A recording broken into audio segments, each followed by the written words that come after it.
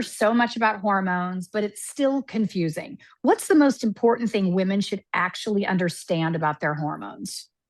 Well, I think hormones have had such a bad rap for so long. Look, your ovaries function up until you're not ovulating, but that's on the reproductive side. That's not on the hormonal, functional, bone density, hair loss, skin side.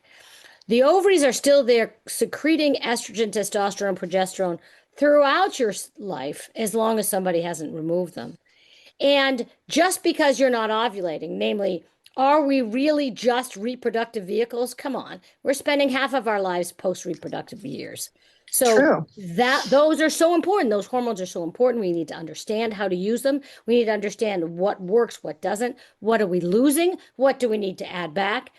And that messaging has been so warped over time for women to just, people have been saying, oh, well, it causes cancer. No, that's not what those studies ever showed. And that's misinformation. And it's been a great disservice for women. I mean, even now, I had a conversation literally a month ago with a friend of mine, and she was like, she gained all this weight. Her hormones are just all over the place. And I said, I was telling her about that I'd had my hormones checked and that she needs to go do that and get on hormone replacement. And she's like, no, that causes cancer. I'm like, what year are you living in? That is a myth. It's not even close to accurate. At what age should women really start thinking about longevity and proactive health, not reactive health? Right. I mean, right at midlife, right? So the thing that's so interesting, if you look at all the organs in all of our bodies, right, whether you're a man or a woman, all of the organs continue to age over time.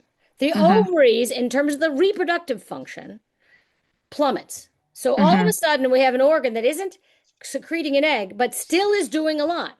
So all these graphs that you see about everybody's organs changing over time in terms of longevity, the ovaries decline in terms of ovulation and reproduction does not mean it's absolutely zero, because that's only looking at one variable. What Right. about the other things that'll help you? And so, one of the things we need to understand is what's going to help you? How are we going to help your life be better over time? And how can we supplement what you've lost after you've lost your periods to be able to make your life better?